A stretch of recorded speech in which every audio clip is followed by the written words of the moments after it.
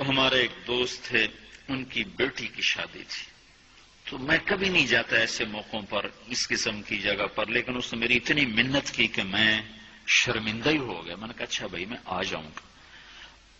اور پھر اس نے مجھے تسلی دلائی کہ وہاں سارا الگ الگ ہے، عورتوں کا انتظام الگ ہے، مردوں کا الگ ہے. پی سی لاہور میں. تو میں نے کوئی 30-32 برس کے بعد اس ہوٹل میں قدم رکھا. ماضی کے دھندلکوں میں جھانکتے جھانکتے کتنی صبح کتنی شامیں وہاں گزری ہوئی تھیں غفلت کی. تو میں جب وہاں سے نکلنے لگا کھانے کے بعد تو عورتیں نکل رہی تھیں، اکثر بے پرد تھیں. تو وہاں گیلری میں مجھے کسی نے روک لیا، مجھ سے بات کرنے لگ گئے. میں کھڑا ہو گیا. دائیں بائیں کچھ اور عورتیں کھڑی تھیں. اتنے میں سب کی نظر پیچھے لگی، عورتوں کی بھی مردوں کی بھی. تو مجھے سمجھ میں نہیں آیا کہ یہ نظریں پیچھے کیوں اٹھ رہی.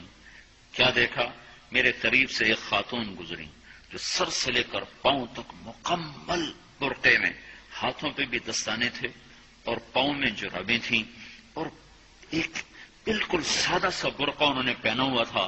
جب وہ گزری ہے تو ایک دم سناٹا چھا گیا، سارے عورتوں پر بھی سارے مردوں پر بھی. تو مجھے اس وقت خیال آیا کہ یہ حق ہے.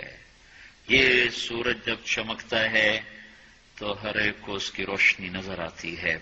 وہ عورت اتنے اعتماد سے گزری، ورنہ ایسے ماحول میں تو جنہوں نے پردے کیے ہوتے ہیں وہ پردے اتار دیتے، سر سے دوپٹے اتار دیتے. وہ اس میں اس طرح گزری،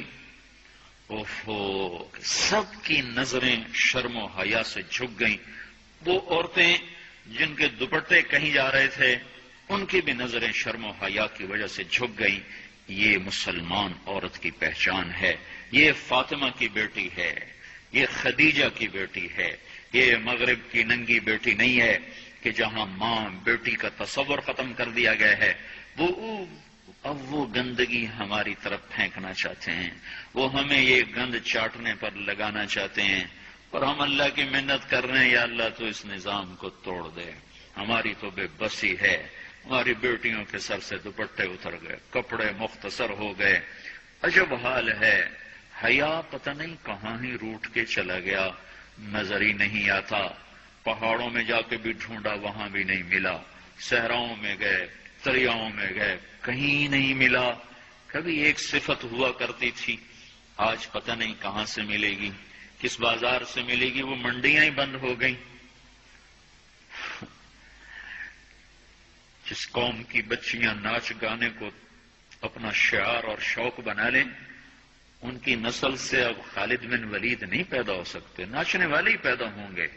محمد بن قاسم نہیں پیدا ہو سکتے، طارق بن زیاد نہیں پیدا ہو سکتے.